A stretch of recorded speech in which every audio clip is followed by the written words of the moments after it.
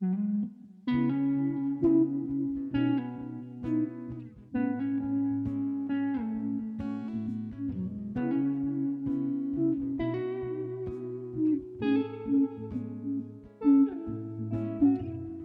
guys, so we're going to show you the drum setup that we're using here at Spellbound Recorders. This is tracking room A here. Beautiful room, really well treated room.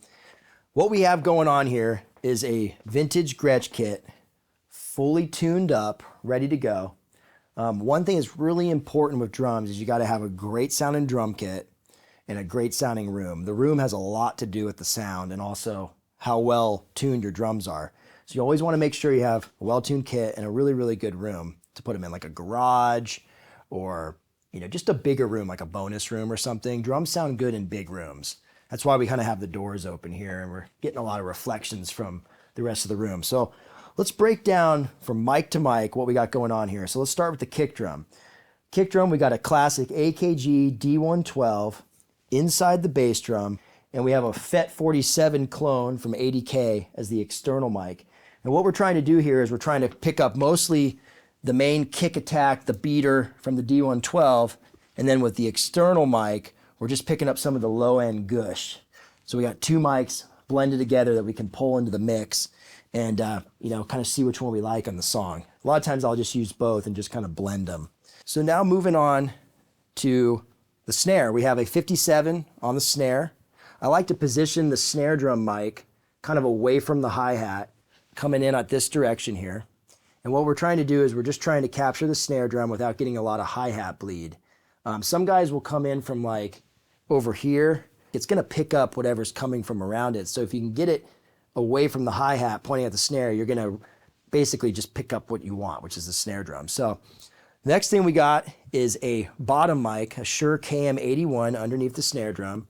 We flipped the phase on the bottom snare mic. One thing I like to do on my snare bottom mic is I like to put a high pass filter on it going in, just get rid of all the low end from the snare bottom because we don't need a lot of low end on the snare bottom. We're just trying to pick up snare drum rattle, right? We got a Shure 81 on the hi-hat. And one thing I like to do is I always like to mic my hi-hat where the mic kind of faces away from the snare drum because we're trying to eliminate bleed from the snare drum into the hi-hat mic. Okay, cool. So let's move on to the room mics. We got a classic Neumann U87 above the drummer's shoulder, just picking up the overall image of the drum kit. And then we got a Neumann U87 6 feet in front of the drum kit, pretty low, so we can pick up more of the low end of the kit and less cymbals. And we got both room mics on cardioid, okay? And then the last thing for the room mic, I call this kind of a room, but it's more of a aggression mic, I call it. This is the crotch mic. The reason why it's called the crotch mic is because it faces right at the drummer's crotch.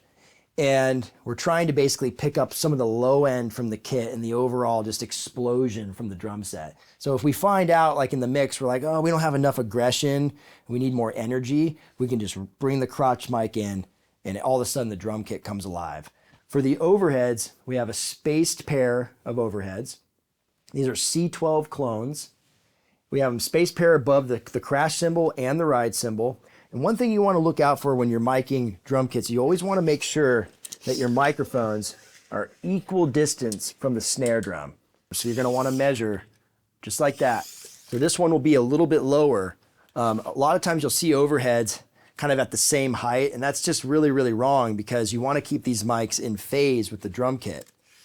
So these are C12 space pair overheads. Now the next thing we're doing for the toms is we got classic MD 421s on the toms, about 2.5 inches above the drum, as close as we can with a little bit of room to breathe so when the drummer hits the tom, it doesn't, you know, kind of crap out on you. And these are really good mics. Pretty much everyone uses on toms. Can't go wrong with them. So hope you guys found that interesting. Again, the room matters, the drum kit matters. You got to have a great drummer. It's all about how drums are hit, you know, in the room. And the better the drummer, the better the drums, the better the room, the better the sound. But I hope this helps. And this is my miking technique that I've, you know, kind of developed over the years. And I pretty much stick with it. So on to the next lesson.